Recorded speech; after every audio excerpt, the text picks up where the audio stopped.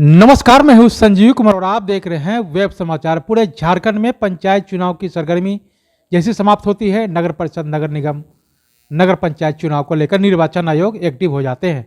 आपको बता दें कि झारखंड में 14 जिले ऐसे हैं जहां पर नगर निकायों का चुनाव होना है, जिनका कार्यकाल 2020 में समाप्त हो चुका है, और कई जिले ऐसे हैं जहाँ पर नगर निकायों का कार्यकाल 2023 में समाप्त होगा। सरकार अभी इस पर विचार कर रही है, मंथन कर रही है कि दोनों का चुनाव साथ में कराया जाए या अलग अलग कराया जाए। हालांकि कई ऐसे नगर परिषद, नगर पंचायत क्षेत्र हैं जहां पर प्रथम बार चुनाव होना है। इसकी तैयारी सरकार ने पूरी तरह से कर लिया है। अब चुनाव को लेकर निर्वाचन आयोग क्या कुछ निर्णय लेते हैं वो तो आने वाला समय बताएगा। बहरहाल जो संकेत आ रहे हैं, नवंबर या दिसंबर में चुनाव हो सकता है, यानी बरसात के बाद। तो आपको बता दें कि अभी हम आए हुए हैं बोकारो जिला। बोकारो जिला में 50 नगर निगम क्षेत्र है और वार्ड नंबर 29 में आए हुए हैं। यहाँ के जो पार्षद हैं आशा कुमारी हैं, हालांकि वो क्षेत्र में गए हुए हैं, लोगों से रूबरू हो रहे हैं, क्योंकि इनका कार्यकाल 2020 में समाप्त हो चुका है और चुनाव की तैयारी में लगे हुए हैं। तो हमारे साथ जुड़े हैं उनके प्रतिनिधि हैं, समर महतो जी हैं। तो इनसे जानते हैं कि आपकी पत्नी के द्वारा क्या कुछ डेवलपमेंट यानी विकास का काम किया गया है और क्या कुछ विकास हुआ है इस वार्ड में। ऐतिहासिक काम कौन सा हुआ है, कोरोना काल में कैसे लोगों को मदद किए और आगे की क्या रणनीति है, तमाम बिंदुओं पे मैं उनसे बातचीत करता हूं। पहले तो समर जी, आपको वेब समाचार में बहुत बहुत स्वागत करते हैं। आपका बहुत बहुत धन्यवाद। अच्छा, ये बताइए कि आपकी पत्नी का नाम स्वर्ण अक्षरों में लिखा गया, नगर परिषद का गठन हुआ और आपकी पत्नी प्रथम वार्ड पार्षद के रूप में चयनित हुआ वार्ड नंबर 29 से। तो ये बताइए कि वार्ड नंबर 29 में क्या कुछ डेवलपमेंट या विकास का काम हुआ अब तक? देखिए, हम लोग 2015 में चुनाव जीते और 2015 में चुनाव जीतने के बाद सबसे पहले हमने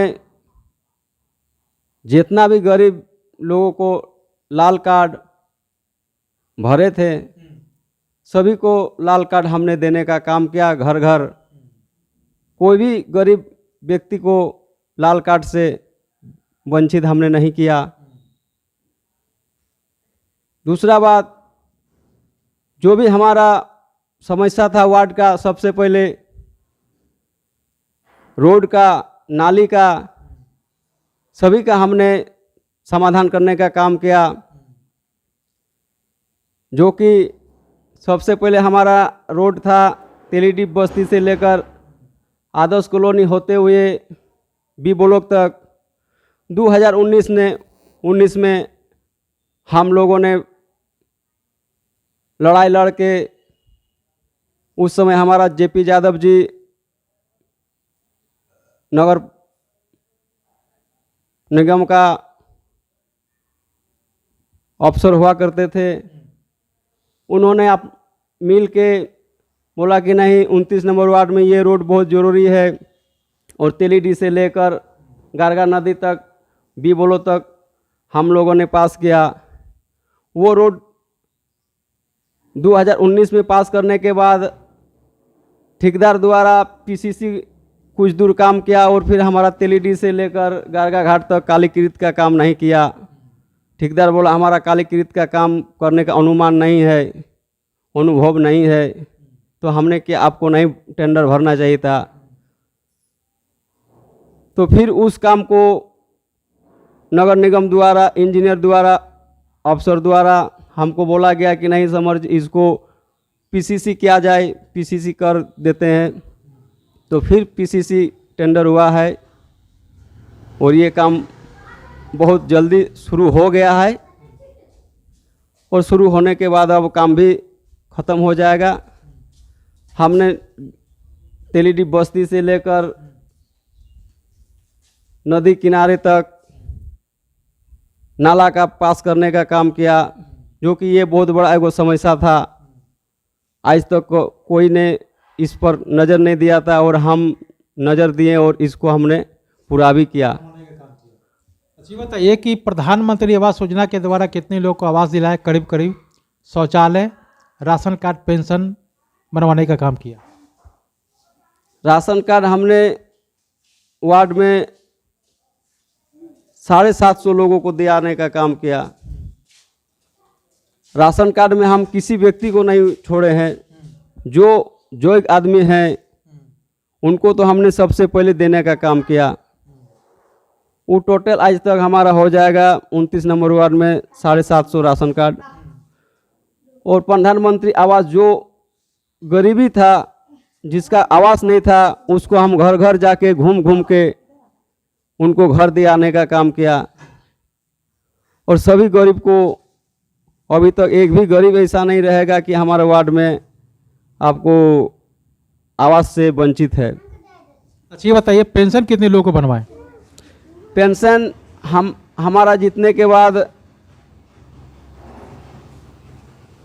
लगभग आपका 250 लोगों को हमने पेंशन दिलाने का काम किया। जी बताइए, कोरोना काल में आपने कैसे लोगों को मदद की? कोरोना काल में जितने भी ज़रूरतमंद लोग थे हमारे द्वारा आ रहे थे, हम भी घर घर जाके घूम रहे थे।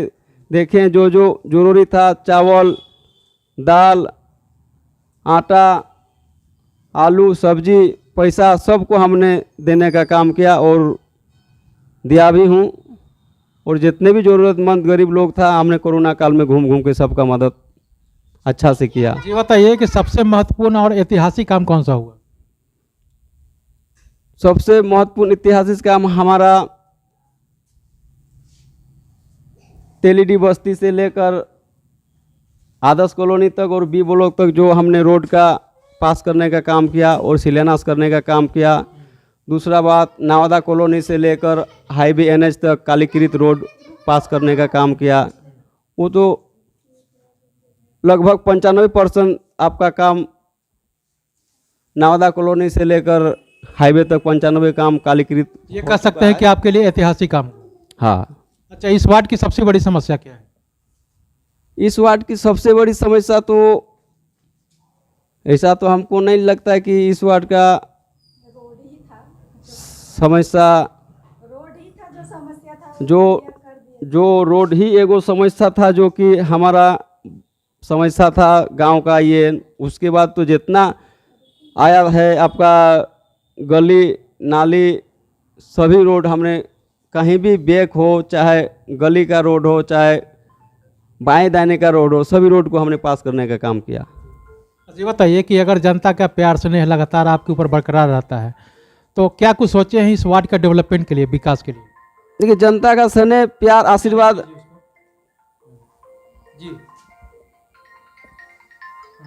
जनता का प्यार आशीर्वाद स्नेह तो अच्छा ईमानदारी आदमी के साथ रहना चाहिए, ताकि जिस तरह से हमने ईमानदारी और अच्छाई से काम किया उस तरह से स्नेह प्यार तो लोगों ने हमको सब दिन दिया और अभी भी देते हैं। अभी भी लोग बोलते हैं कि कब आप लोग का चुनाव होगा, तो हमने कहा अभी तो सरकार का कोई डेट आया नहीं है। अब सरकार, झारखंड सरकार कब कराएगी चुनाव, कब नहीं कराएगी, ये तो अब झारखंड सरकार जानती है। अच्छी बताइए कि अगर जनता का प्यार स्नेह लगातार आपके ऊपर बरकरार रहता है और पार्षदों का समर्थन मिलता है तो क्या आप उप महापौर के लिए फाइट करेंगे? उप महापौर के लिए तो खैर हम लोगों ने अभी ये सब नहीं सोचे हैं, लेकिन जो हमने वार्ड पार्षद का चुनाव लड़ा है, इस बार वही चुनाव लड़ने का हमने मन बनाया है। जी बताइए कि जिस तरह से होल्डिंग टैक्स बढ़ा हुआ है, एक तरफ कोरोना का जो कहर जो है, महामारी का जो है, अभी तक उसका असर कम नहीं हुआ है, और दूसरी तरफ राज्य सरकार के द्वारा होल्डिंग टैक्स बढ़ा दिया गया है। क्या मांग करते हैं सरकार से? देखो, होल्डिंग टैक्स बढ़ना, एक तो नगर निगम क्षेत्र में लोगों का बोझ थोड़ा सा बढ़ा है। होल्डिंग टैक्स इस समय बढ़ने का समय नहीं था, थोड़ा सा झारखंड सरकार को और समय देना चाहिए था नगर निगम में, ताकि नगर निगम का लोगों को सहूलियत मिल जाए। ये उचित नहीं था, लेकिन अब झारखंड सरकार कर दिया है तो अब तो लोगों को देना ही पड़ रहा है। ये बताइए कि जिस तरह से मानदेय, जब भारत का संविधान एक है तो जनता के प्रतिनिधि ही आप भी हैं और जनता के प्रतिनिधि एमपी एमएलए भी है, उन लोगों को हर तरह का सुविधा मिलता है और आप लोगों को मानदेय भी समय पे नहीं मिलता है। क्या मांग करते हैं केंद्र सरकार, राज्य सरकार से? देखिए, केंद्र सरकार, राज्य सरकार से हम लोग यही मांग करते हैं कि हम लोगों ने 2015 के बाद जब बोर्ड बैठक हम लोग का हो रही थी तो बोर्ड बैठक बैठने से हम लोगों ने बहुत बार अध्यक्ष, मेयर, उप मेयर और नगर आयुक्त भी बैठक में रहते थे।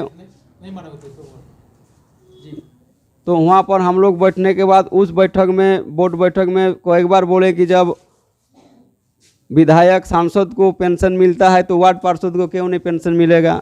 सभी तो इलेक्टर बॉडी चुने हुए बॉडी हैं, वो भी चुन के आते हैं, वार्ड मेंबर भी चुन के आते हैं। क्या इसके लिए आपने बोर्ड में कभी आवाज़ उठाया? इसके लिए हम लोगों ने 2-4 बार बोर्ड में आवाज़ उठाए हैं।